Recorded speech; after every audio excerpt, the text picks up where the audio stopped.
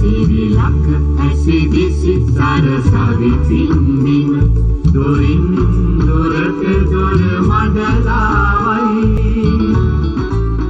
ආයිබෝවන් දොරමඩලාව සංවාදාත්මක හරසරණිය පිළිවෙතෙන් පෙළ ගැසෙමු. මේක තමයි 2600 සම්බුද්ධත්ව ජයන්තිය වෙනුවෙන් තෝරාගෙන තිබෙන තේමාව. දොරමඩලාව වැඩසටහනෙන් අපි මේ තේමාව පිළිබඳ විවිධාකාරයෙන් සාකච්ඡා කළා. පිළිවෙතින් පෙළ ගැසෙමු කියලා මේ තේමාව යෙදුවට පිළිවෙත යනු කුමක්ද? කුමන පිළිවෙතකටද අපි පෙළ ගැසෙන්නේ? මේ පිළිවෙත කුමක්දයි පහදා දෙන්න දොරමඩලාව වැඩසටහන් කීපයක් වෙන් කරන්නට අප කල්පනා කළා. එහි තවත් පියවරක් අප අද මැදුම් පිළිවෙත පිළිබඳව කතා කරන්නට තෝරාගෙන තිබෙනවා. මා කැමතියි අපේ විද්වත් මණ්ඩලය හඳුන්වා දෙන්නට අපේ ආරාධනෙන් අද දොරමඩලාව සංවාදාත්මක හරසරණියට වැඩම කර සිටිනවා බත්තරමුල්ල සිරි සුදස්සනාරාම සදහම් සෙනසුනේ ප්‍රධාන අනුශාසක ආචාර්ය පූජනීය මිරිසේ ධම්මික ස්වාමින් වහන්සේ. වහන්සේ මා නමස්කාර පූර්වකව පිළිගන්නවා දොරමඩලාවට. ඒ වගේම ශ්‍රී ජයවර්ධනපුර විශ්වවිද්‍යාලයේ පාලි හා බෞද්ධ අධ්‍යයනාංශයේ කතිකාචාර්ය ආචාර්ය පූජනීය මැදගොඩ අභයතිස්ස ස්වාමින් වහන්සේ. වහන්සේත් මා නමස්කාර පූර්වකව පිළිගන්නවා.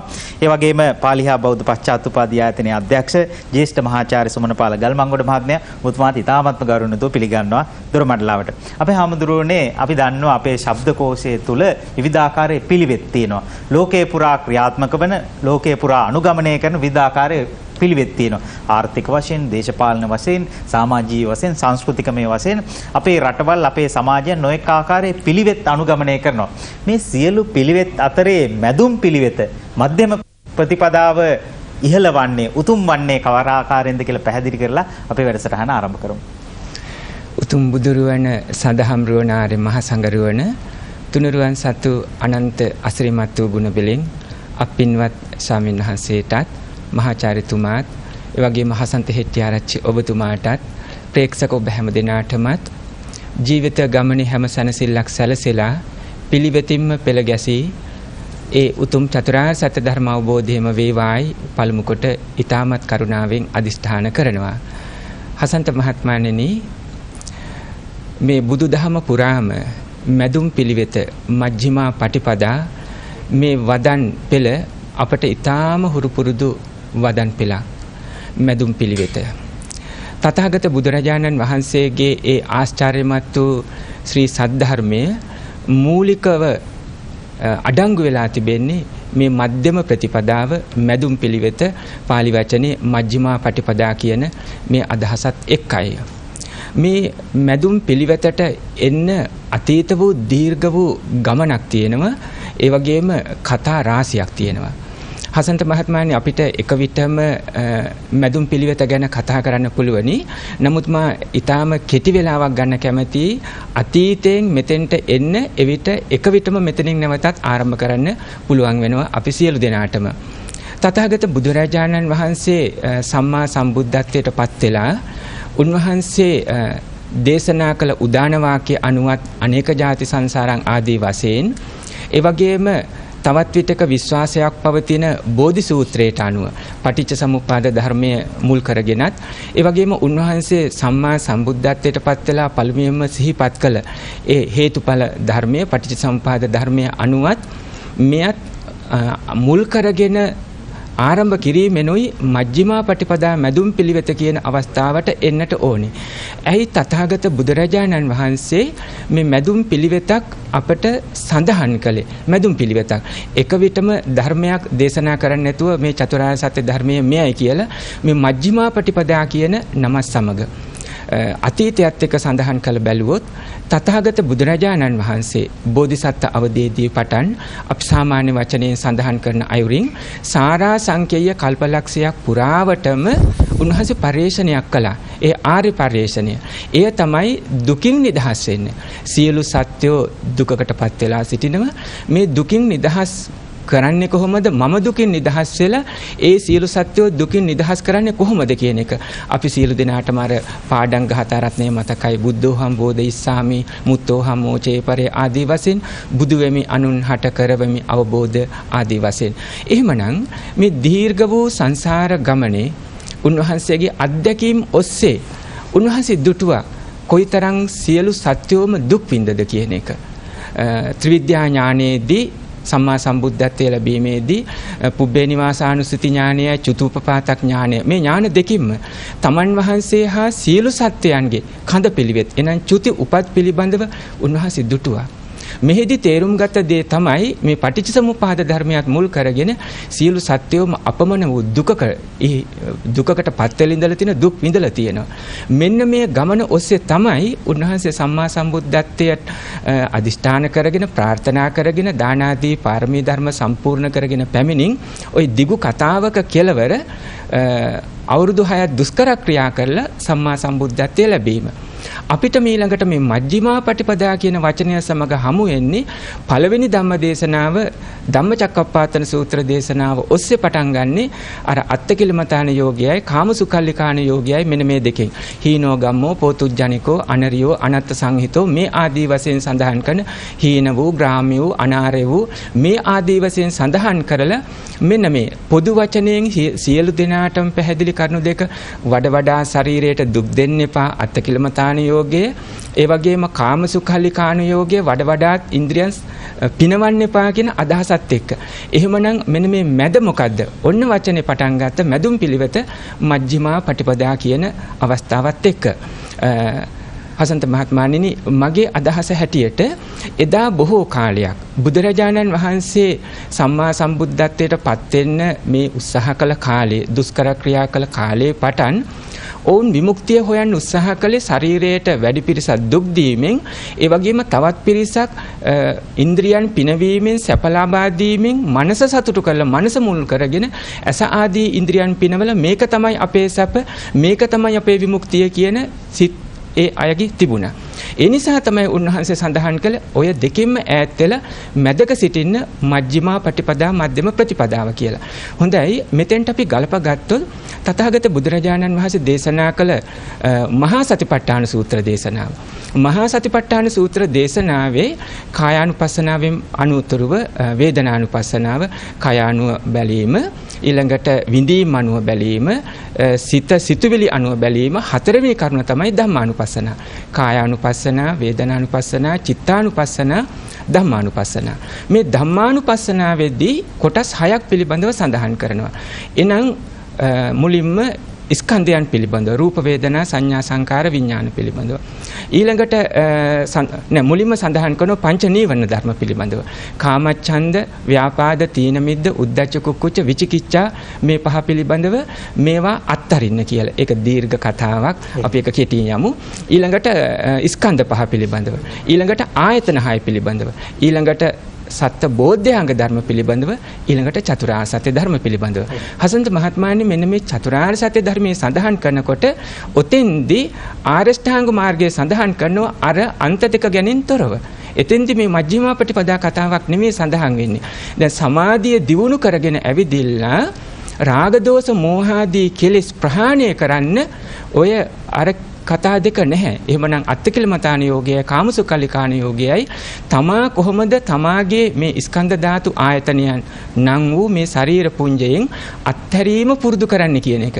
නිරෝධ සත්‍යයේදී ඡාගෝ පටිනිස්සග්ගෝ මුත්‍ති අනාලයෝ වචනෙ පටන් අරගෙන ඊළඟට මෙන්න මේ මාර්ග සත්‍යයට එන තැන තමයි පටන් ගන්නෙ මජ්ක්‍ධිමා පටිපදා ආරෂ්ඨාංග මාර්ගය කියලා. ඒ අපේ හාමුදුරනේ උතුම් නිර්වාණ අවබෝධයේ පිණිස මධ්‍යම ප්‍රතිපදාව මැදුම් පිළිවෙත හේතු වෙන්නේ කොහොමද?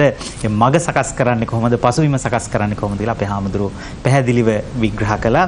අපේ හාමුදුරුවෝනේ මේ මැද ඉඳලා බලන එක, ඇලෙන්නේ නැතුව ජීවත් වෙන එක, මත් වෙන්නේ නැතුව ජීවත් වෙන එක, අන්තගාමී නොවි ජීවත් වෙන එක නිර්වාණ අවබෝධයේ පිණිස වගේම අපේ මේ ගිහි ජීවිතේට, එහෙම නැත්නම් පැවිදි ජීවිතේ, මේ අපේ සාමාන්‍ය ප්‍රායෝගික ජීවිතේට වැදගත් වෙන්නේ කොහොමද? අපේ පෞරුෂත්වය සකස් කරන්න, අපට යහපත් ජීවන රටාවක් ගත කරන්න මැද ඉඳලා බලන එක, මැදුම් පිළිවෙතින් යුතුව බලන එක කොයිතරම් වැදගත්? ඔබ වහන්සේට පිළිතුරක් දෙන්න.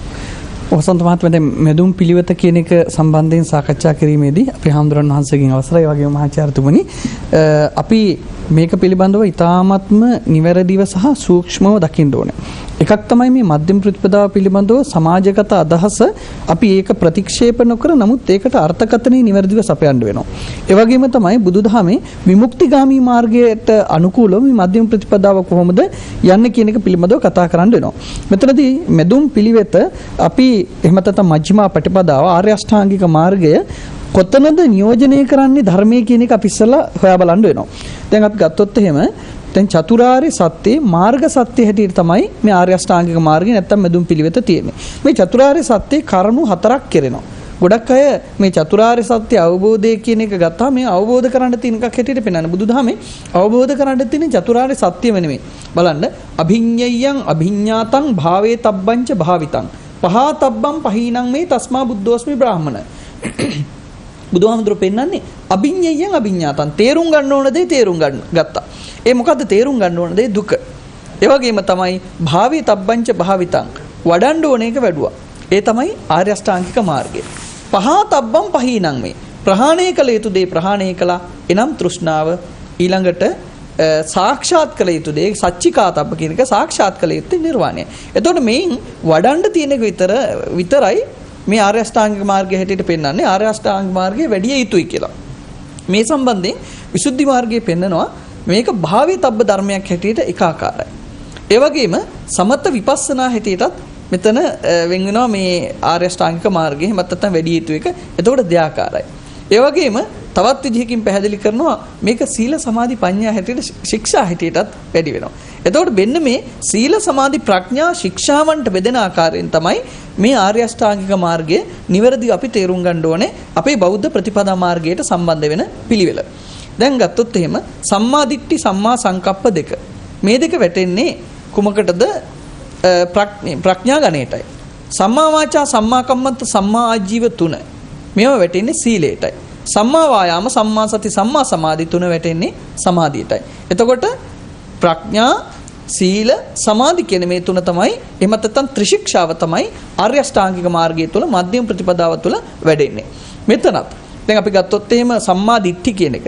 දැන් බුදුදහමේ ওই දිට්ඨි කියන වචනය බොහෝ තැන්වල පෙන්වන්නේ නරක පැත්තට. දැන් අභිධර්මයේ දිට්ඨි කියන වචනේ තනි වේදුනොත් අකුසල භාගීය චෛතසික හැටියටයි මේක යෙදෙන්නේ. හැබැයි මේක බුදුහාමුදුරු පෙන්වන්නේ දිට්ඨිංච අනුපගම්ම දස්සනේන සම්පන්නෝ. දෘෂ්ටීන්ට යන්න එපා දර්ශනයෙන් ඉන්න. එතකොට මේ දස්සන තමයි සම්මා දිට්ඨියෙන් යෙදෙන්නේ. මොකද දෘෂ්ටියක් මේක දර්ශනයක්.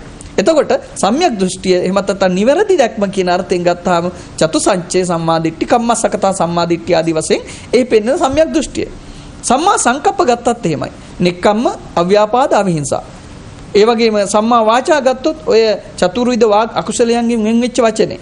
සම්මා කම්මන්ත ගත්තොත් නිවැරදි ක්‍රියා. මේක ගොඩක් අය වරද්දාගෙන කියනවා නිවැරදි කර්මාන්ත කියලා. කර්මාන්ත නෙමෙයි. සම්මා කම්මන්ත කියන්නේ නිවැරදි ක්‍රියා. මොනවද? ප්‍රාණඝාත, අදත්තාදාන, කාමමිච්ඡාචාර කියන මේ ත්‍රිවිධ කායික අකුසලයන්ගෙන් වෙන් වෙච්ච ක්‍රියා. සම්මා ඊට පස්සේ වායාම. එතනදි පැහැදිලි කරන්නේ අර අනුප්පන්නානං අකුසලානං ධම්මානං අනුපාදාය උප්පන්නානං කුසලානං ධම්මානං භියෝබාය ආදි වශයෙන් මේ සතර සම්‍යක් ප්‍රධාන වීරිය වඩන එක. සම්මා සතියේදී මේ අහම්දුරු සඳහන් කළා වගේ අර සතිපට්ඨාන ආදී සිහිය පිහිටුවා ගැනීම සම්මා සමාධි සිතෙහි එකඟකම. එතකොට මේ සම්බන්ධයෙන් අපිට සාකච්ඡා කිරීමේදී පැහැදිලි වෙන දේ තමයි මේ චතුරාර්ය සත්‍යයන මාර්ග සත්‍ය එහෙමත් නැත්නම් මධ්‍යම ප්‍රතිපදාව මජ්ක්‍ධිමා පටිපදා කියන පාලි වචනයෙන් හඳුන්වන මෙය බුදුදහමේ විමුක්තිය සඳහා වන ඒකායන මාර්ගය හැටියට. දැන් එතකොට ඉදිනදා ජීවිතය හා සම්බන්ධයෙන් ගන්න මධ්‍යම ප්‍රතිපදාව එතනදී අපි කියනවා මේ සරල භාවයෙන් යුක්ත වෙන්න අනවශ්‍ය විදිහට ඇලෙන්න එපා. දැන් හසන්ත මහත්මයා එතෙන්ටයි මට සඳහන් කළේ මේ අනවශ්‍ය විදිහට මේ සම්පත් පසුපස්සේ එළවා යාම තුළ පුද්ගලයාගේ ජීවිතයට වෙන හානිය. දැන් ඇත්තටම අපි ඕනෑම දෙයක අධික ලෙස ඇලීම තුළ අධික ලෙස ඒවට එළඹීම තුළ තමයි යම් යම් කරුණු කාරණා නරක විදියට අපිට බලපාන්නේ. දැන් අපි නූතනයේ කතා කරනවා මේ ජපානයේ සුනාමියක් ගැන. මේක මහා තදින් බලපාපු එකක්නේ. එතකොට ඇත්තටම මේ සුඛාන්තව ගිය මිනිසුන්ට ඒ තුල මේ පරිසරය තමාගේ පාලනයට ගත හැකි කියලා කල්පනා කරලා ඔය පරමාණුක ශක්තිය භාවිතා කිරීම ඒත් එක්කම ඕසෝන් ස්තරය විදාරණය කරගෙන ඒ වෙනුවෙන් ඒක හරහා අපි නොඑක ආකාරයේ නොඑක පරිශන කරලා මේ කරපු විනාශයත් එක්ක මේ මිනිස්සයා කරපු විනාශයත් එක්ක දැන් බලන්න මේ සැප හොයාගෙන සැප අධික ලෙස හොයාගෙන ගිය ගමන තුළ අපි මුළු පරිසර පද්ධතියම සත්වයාට මිනිසාට ජීවත් විය නොහැකි තත්වයට පත් කරගෙන තියෙනවා. දැන් බලන්න ඒක අපිට කරගත්තු හානියක්. සාමාන්‍ය ජීවිතේ ගත්තා. දැන් ඔය දෙවිවරු ගැන කතා කරනවා. දෙවිවරුන් මේ කිඩ්ඩා පදෝසිකා දේවා ආදි වශයෙන් වෙන ක්‍රීඩාව නිසාම ක්‍රීඩාවටම ඇලිච්ච සමහර දෙවිවරු දෙවි බවිනුත් පිරිහිලා චිත වෙලා යනවායි කියලා පෙන්නනවා සමහර අය. ඉතින් ඒ වගේම මනෝපදෝසිකා දේවා ද්වේෂය අධිකකම නිසා. එතකොට බලන්න මේ ක්‍රීඩාව දෙවියෝ කරනවා. හැබැයි ක්‍රීඩාව අධික ලෙස කරාම මේ දෙවිවරු දෙවි බවින් පිරිහිනවා. ඒ වගේම මිනිස්සුත් එච්චරයි. තමන්ගේ ජීවිතවල තමන්ගේ අවශ්‍ය ප්‍රමාණය ඉක්මවා යම් දේවල් වලට ගියොත් එහෙම ඒ දේවල් වලින් ඒ පුද්ගලයා හානියට යනවා. අපි හිතමු සමහර ආයතන අපේ රටේ ඉතාමත්ම ප්‍රබල ව්‍යාපාරික ස්ථාන අධික දියුණුවත් එක්ක ගිහිල්ලා මොකද උනේ? අන්ත පරිහානියට පත් වෙන විදිහට වැටුණා. මොකද හේතුව දැන් අර බුදුහාමුදුරුවෝ පෙන්නනවා ආසවට්ටානීය ධර්ම කියලා කොටසක්. මේ වේපුල්ල මහන්තතාව. ඒ කියන්නේ ආයතනයක් විපුලත්වයට පත්වීම මහත්වයට මේ ඒකේ ඕනවට වඩා ලාභ වැඩි වෙනවා නම් ලාභග්ග මහන්තතාව. ඒ වගේම යසග්ග කීර්තිය වැඩි වෙනකොට මේ ඕනම දෙයක් අවශ්‍ය ප්‍රමාණයට වඩා වැඩිවීම තුළ වෙන්නේ ඒකෙන් ඒ තියෙන தත්වයක් අන්තිමට නැති වෙලා යන එකයි. ඒ නිසා බුදුදහම පෙන්වන්නේ දැන් අර එක තැනක බුදුහාමුදුරුවෝ පෙන්නනවා පරිසප්පන්ති සසෝව බන්දිතු හරියට මේ ඇලෙන තෘෂ්ණාවෙන් ආශාවන්ගෙන් ඇලෙන සත්වයා මේ උගුලකට අහුවෙච්ච හාවෙක් වගේ කියලා. මේ හාව හරියට ගැහි ඉන්නේ. මොකද හේතුව මේ උගුලට අහුවෙලා ඉවරයි. අපි මේ උගුලේ බැඳිලා ඉන්නේ. ඒක එක තැනක අර බුදුහාමුදුරුවෝ තවත් විදිහකින් පෙන්නනවා මක්කට කෝජාලං සයන් කතං මක්කට කෝජාලං තමන්ම හදාගත්තු දැලේ වෙලියලේ ඉන්න මකුලුව වගේ කියලා. දැන් මකුලුවගේ ජීවිතයේ තියෙන තාරුණ්‍ය තුළ තරුණකම තුළ මේ මකුලුව දැලක් වියාගෙන මේකේ නොඑක් සෙල්ලම් කර කර ඉන්නවා. හැබැයි මේ මකුලුව වයසට යනකොට එයාම වියාගත්තු දැල එයාටම පාලනයක් නැති දවසක් එනවා. එදාට මකුලුවට සිද්ධ වෙනවා ඒ දැලේ හිරකාරයෙක් වෙන්න. සමහර අවස්ථාවල අපි දැකලා තියෙනවා ඔය කැලෑවල ගෙවල් අයිනේ තමන් වියාගත්තු දැලේ පැටලිලා ඒකෙම අඬබඩු පවත්වා ගන්න බැරුව මෙරිලා ගිය හිරකාරයෙක් හැටියට මෙරිලා ගිය මකුලුව. ඒ වගේ අපි මේ තෘෂ්ණාව තුළ දිගින් දිගට යම් දේවල් අපිට ලං කරගන්න හදන උත්සාහයේ අවසාන කෙලවර අපි ඒ වගේ හෙම්බත් වෙලා අපිට කර කියා ගන්න දෙයක් නැති වෙන තත්ත්වේ. ඒ නිසා ඇලීම මේ ගිහි ජීවිතයක අවශ්‍ය දේවල් ගිහි ජීවිතේ තියෙනවනේ අත්ති සුඛ භෝග සුඛ අනන සුඛ අනවජ්‍ය සුඛ කියලා තියෙනකම හොඳයි භුක්ති විඳින එක හොඳයි නිවැරදිව ජීවත් වෙන එක හොඳයි ඒ වගේම ඒ වගේ දේවල් තියෙනවා Tamanට සන්තෝෂ වෙන්න පුළුවන් හැබැයි ඒ දේවල් වල සීමාව ඉක්මවා ගිය තැන මොකක්ද ඇති වෙන්නේ මේ සීමාන්තිකව යාම තුළ පුද්ගලයා දුකට වේදනාවටපත් වෙනවා අන්න ඒ දුක වේදනාව එහෙම නැත්නම් Tamanටම වදයක් බවට පත් වෙන තත්වයට මිනිස්සයාපත් වෙන්නේ වෙන්නේ මේ අතෘප්ති කරව ආශාවන් පසුපස්ස යන නිසා. ඒ නිසායි බුදුහාමුදුරුවෝ දේශනා කරන්නේ මේ ආශාවන් පාලනය කරගත්තාම සුවය ඇති වෙනවා කියලා. චිසින්ච භික්ඛු ඉමං නාවං සිත්තාතේ ලහු වෙස්සති කියලා. බුදුහාමුදුරුවෝ පෙන්නනවා මහාන මේ නැවක් මේක. මේ නැවේ වතුර පිරුණොත් මේක ගිලෙනවා. ඒ නිසා මේක ඉස්සොත් සැහැල්ලු වෙනවා. සැහැල්ලුයි කියලා කියන්නේ බොහොම තමන්ගේ ජීවිතේ සරල බවට පත් කර ගැනීම. ඒ සරලකම තුළ පුද්ගලයා පුදුම සැනසීමක් ලබනවා. ඒ සැනසීම බහුභාණ්ඩිකත්වයෙන් ලබන්න බෑ මිනිස්සෙක්ට. ඒ අපේ හැමදෙරේ මහාචාර්යතුමා මේ පසුගිය සියවස් ගණනාව තුළ ලෝකයේ සංවර්ධනය පිළිබඳ විවිධ සංකල්ප විහිුණා. එක සංකල්පයක් තමයි ධරණීය සංවර්ධන සංකල්පය. සස්ටේනබල් ඩෙවලොප්මන්ට් කියලා හඳුන්වන ධරණීය දරාගත හැකි සංවර්ධනයක් පරිසරයට සෝබාදහමට දරා ගන්නට පුළුවන් පරිසරයේ සෝබාදහම ආරක්ෂා වෙන විදිහේ සංවර්ධනයක් තමයි අද ලෝකෙට ගැලපෙන්නේ කියලා එක්තරා විදිහක සංකල්පයක් ඉදිරිපත් වුණා. ඒක ලෝකේ පුරා පැතිරිලා ගියා. නමුත් මැදුම් පිළිවෙත මධ්‍යම ප්‍රතිපදාව ගැඹුරින් හදාරපු කෙනෙකුට ඒක ඇතුලේ තියෙනවා මේ ධරණීය සංවර්ධන සංකල්පේ. ඒක ඇතුලේ තියෙනවා ගැඹුරු දාර්ශනික දේශපාලන දර්ශනය, ගැඹුරු ආර්ථික දර්ශනයක්. අද ලෝකයේ මේ තියෙන සංකීර්ණ සමාජ දේශපාලන ආර්ථික ගැටලුවට පිළිතුරු හොයාගන්න පුළුවන් පිළිවෙතක්.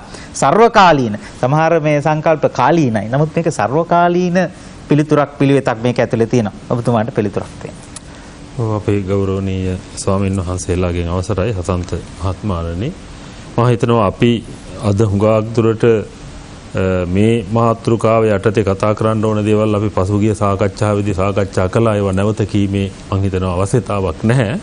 අද හුඟක් දුරට අපි අර ඔබතුමා සඳහන් කළ විදිහට මේ ප්‍රතිපත්තියේ තියෙන සාර්වභෞමිකනේ හැම භූමිය හැම දේශයකටම මේකේ අදාළකම සාර්වකාලීන බව හැම කාලයකටම මේක ගැළපෙන බව කියන ලක්ෂණය මම හිතන්නේ ඔබතුමා ඇහැව්වේ. එතකොට මේක අපි ගැඹුරින් හදාරනවා කියන්නේ මේක හරියට තේරුම් ගන්නවා කියන එක. ඒ මොකද දැන් බුදුදහම දැන් අපේ හාමුදුරුවෝ සඳහන් කළා මේක චතුරාර්ය සත්‍යයේ හතරවෙනි සත්‍යයට සම්බන්ධ වෙන්නේ කියලා. ඒ කියන්නේ හතරවෙනි සත්‍යය නිකං කිව්වට දැන් කවුරු හරි කිව්වොත් එහෙම මෙන්න මේ ආර්ය අෂ්ටාංගික මාර්ගය අනුගමනය කරන්න. මොනවද ඒ සම්මාදිට්ඨි සංකප්ප වාචා කම්මන්ත ආජීව. එතකොට ඊළඟට අහන අනිවාර්ය ප්‍රශ්නයක් තියෙනවා. ඒ මොකද්ද දැන් ඔබතුමාට මං කිව්වොත් එහෙම ඔය මල් ටික මෙතනින් තියන්න. එතකොට ඔබතුමා අහන ඊළඟ ඉක්මම ප්‍රශ්නේ තමයි ඇයි? ඕකනේ අහන්නේ. ඒ වගේ තමයි දැන් මම අර එදත් කිව්වා මේ ධම්මචක්කප්පවත්තන සූත්‍රයේ බුදුහාරෝන්ට අවශ්‍ය වුණේ මධ්‍යම ප්‍රතිපදාව පැහැදිලි කරන්න. ඒක තහවුරු කරන්න තමයි චතුරාර්ය සත්‍ය ඉදිරිපත් උනේ. දැන් බුදුහාරෝ දේශනා කරා මෙන්න අන්ත දෙකක් තියෙනවා මෙන්න මධ්‍යම ප්‍රතිපදාව මේක අනුගමනය. ඒ ඇයි අපි අනුගමනය කරන්නේ? ඒ තමයි නිරෝධය පිණිස. අන්න නිරෝධය කියන්නේ නිර්වාණාවබෝධය තමයි ඵලය මේකෙන් ලැබෙන. ඒක තමයි තුන්වෙනි සත්‍යය කියන්නේ. එතකොට නිරෝධ කරන්න එහෙම නැත්නම් නැති කරන්නේ මොකද්ද? තණ්හාව. ඒක තමයි සම්මුදේ සත්‍යය කියන්නේ. ඒ මොකටද ඒ තණ්හාව නැති කරන්නේ? ඒකෙන් තමයි දුක්ඛ එන්නේ. එතකොට මේ යට ඉඳලා තමයි උඩට එන්න ඕනේ මේක. ඒ හේතුඵල. කියන්නේ දැන් අපි මාර්ගය හේතුව, නිරෝධය ඵලය. සමුදය ඵලය, මේ සමුදය හේතුව, දුක්ඛය ඵලය. එතනින් එහාට යන්න ඕනේ තව එකක්. ඒ මොකද්ද? ඇයි දුක්ඛ? දුක්ඛ කියලා කියන්නේ යද නිච්ඡන් තන් දුක්ඛං. සියල්ල අනිත්‍ය නිසා දුකයි. ඇයි අනිත්‍ය වෙන්නේ? පටිච්ච සමුප්පන්නං. සියල්ල හේතු ප්‍රත්‍යයන් එක්ක සාපේක්ෂකව තියෙන්නේ සියල්ල වෙනස් වෙනවා. ඒ නිසා අනිත්‍යයි. අනිත්‍ය නිසා දුකයි. එහෙමනම් දුකේ හේතුව තණ්හාවයි. දුක නැති කරන්න නම් තණ්හාව නැති කරන්න ඕන. නිරෝධ සත්‍ය ඒකයි. ඒ සඳහා භාවිත කළ යුතු මාර්ගය මාර්ග සත්‍යයි. මේ විදිහට තමයි මේකේ තර්කානුකූල සම්බන්ධය ගොඩ නැගෙන්නේ. එතකොට දැන් මේක හරි දැන් අපි හිතනවා සමහර වෙලාවට මෙහෙම අපි එදත් ඔක ටිකක් කතා කළා සැපේ අධිකව ගමන් කිරීම සහ දුක කියන එකේ අන්තයට යෑම. මේ දෙක තමයි සැප දුක කියන එක දුප්පත්කම පොහොසත්කම කියන්නේ තෝක පටන් ගන්න තැන. ඒක තවත් එහාට ආවොත් එහෙම අත්ති නැත්ති ඇත නැත කියන එක ඔය තියෙන්නේ. එතනින් තමයි. ඒ කියන්නේ අපේ මේ ලෝකේ කිසි කෙනෙකුට කතා කරන්න බෑ ඔය දෙකෙන් තොරව. එක්කෝ ඇත නැත්නම් නැත. ඔය දෙකනේ කතා කරන්න වෙන්නේ. තියෙනවා නැහැ. තියෙනවා නැහැ. ඔය දෙකනේ අර බුදුහාරෝ දේශනා කළානේ අර මේ යබුයි එන ලෝකෝ අත්තිතංච නත්තිතංච කියලා. අර මේ ලෝකය හැමතිස්සෙම අන්ත දෙකක ඉන්නවා. ඇත නැත කියලා නේ. එතකොට විද්‍යාත්මක චින්තනයටත් පදනම් වෙනවනේ මේ ධනාත්මක සහ ඍණාත්මක වාදේ. නෙගටිව් පොසිටිව් කියන්නේ ওই දෙකමයි. ඉතින් බුදුහාරෝ කියනවා මේ යබුයේන ලෝකෝ අත්තිතංච නත්තිතංච කියලා පැහැදිලිව මේ ලෝකය පදනම් වෙන්නේ මෙන්න මේ දෙක. ඔය දෙකේ ප්‍රසාරණය තමයි අපි මේ නොඑක් විදිහට කතා කරන්නේ මේ ඇත නැත කියන සාස්වත කියනවා උච්ඡේද කියනවා නේද? සුදු කියනවා කළු කියනවා උස කියනවා මිටි කියනවා මේ හැම දෙයකටම මේ බලපාන්නේ මේ අපි කතා කරන මේ ඇත නැත කියන අන්ත දෙක. මේක අන්ත දෙකක් හැටියට බුද්ධ ආගම සලකනවා. ඉතින් බුදුහාරුවන්ගේ දර්ශනයේ විශේෂත්වය තමයි මේ දෙක ඉක්මවා ගිය දර්ශනයක් ලෝකයට පෙන්වීම. මේක අපිට දැන් අද මේක අපි දන්න හින්දා අපිට මේක අමුත්තක් නැහැ. ඔය අන්ත දෙකේ හිටපු යුගයක ක්‍රිස්තු පූර්ව 6 වෙනි සියවසේ මිනිස්සු හිටපු ඔය අන්ත දෙක දිහා බලනකොට මෙහෙම චින්තනයක් ආපු එක තමයි පුරුදු. අර මේ එක කතාවක් තියෙනවනේ අර විද්‍යාඥයෙකුගේ මේ ඒ කාලේ තිබුණේ මේ ත්‍රිමානයක් ගැන තිබුණේ නැහැලු. මේ මාන දෙකයිලු. දිගයි පළලයි විතරලු හඳුනගෙන තිබුණේ. ද්විමාන. දැන් 3 dimensional world කියන්නේ තව මේ උස කියලාත් එකක් තියෙනවා කියලා. දැන් තවත් මාන තියෙන්න පුළුවන්. අපි දන්නේ නැහැ ඒවා. දැනට 4Ds ගැනත් කතා කරනවා. ඔව් 4Ds ගැනත් කතා කරනවා. නමුත් දැන් ඒ කාලේ තිබුණේ දෙකයිලු. ඉතින් ඒ විද්‍යාඥයා මේ පරිශනාවක් කර ඉන්නකොට මේ කිරණ උඩ ඉඳලා මෙහෙම පතිත වෙනකොට එයා හිතුවලු මේ දිග පළල විතරක් නෙමෙයි මේ උස කියලා දෙයක් තියෙන්න ඕන කියලා.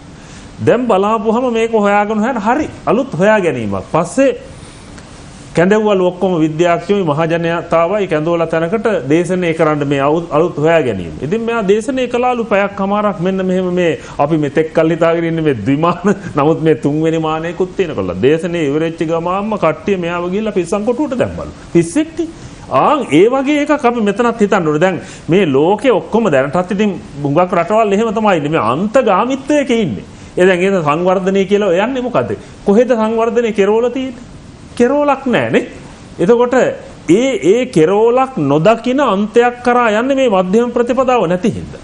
හැබැයි තව කෙනෙක් කියන්න පුළුවන් නෑ ඕක මේක දෙකේ සංකලනයකින් කෙරෙන්නේ කියලා. දුප්පත්කමත් අධිකව යන්නේ නැතුව නෑ එහෙමත් නෙමෙයි. මට මේ හම්බුණා හසන්ත මහත්තයා හොඳ වචනයක් මේකට. අපේ ආරු අර සෙන්ට්‍රල් කියලා එදා කිව්වා එදා සාකච්ඡා. දහන්නේ මම කල්පනා කරුවා ඒක ගැලපෙන්නේ නැහැ. හේතුව මොකද දන්නවද?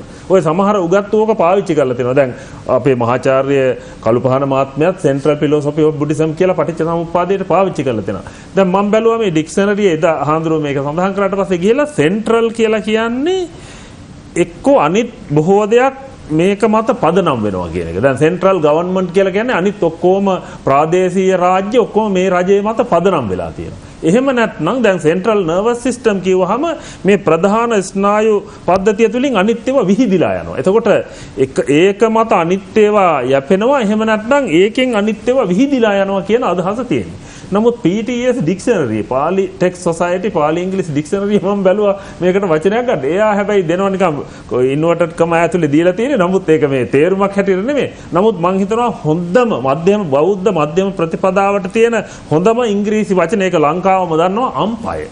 අම්පය කියලා දාලා දෙනවා. අම්පය දැන් ලංකාවයි ඉන්දියාවයි ක්‍රිකට් ගහනකොට අම්පය ලංකාවේ පැත්තෙත් නෑ ඉන්දියාවේ පැත්තෙත් නෑනේ. හැබැයි එයා මැද්දේ ඉඳගෙන තීරණය කරනවා. ඉන්දියාව වර්ධිනකොට වැරදි කියනවා. ලංකාව වැරදි කියනකොට ඒගොල්ලොත් මේගොල්ලෝ ඉතින් අන්තිමට තුන්වැන්නෙකුට හරි දාලා මේකේ සාධාරණ තීරණය. එතකොට අපි අම්පය කෙනෙක් හැටියට හිඳීම තමයි මේ මධ්‍යම ප්‍රතිපදාව කියන්නේ. නැත්නම් මේකේ මිශ්‍ර වීමක්වත් මේකෙන් ඉවත් වීමක්වත් නෙමෙයි. අර එදා මම කිව්වා අර නිර්වචනයක් ඔබතුමත් ඒක පස්සේ සඳහන් කළා.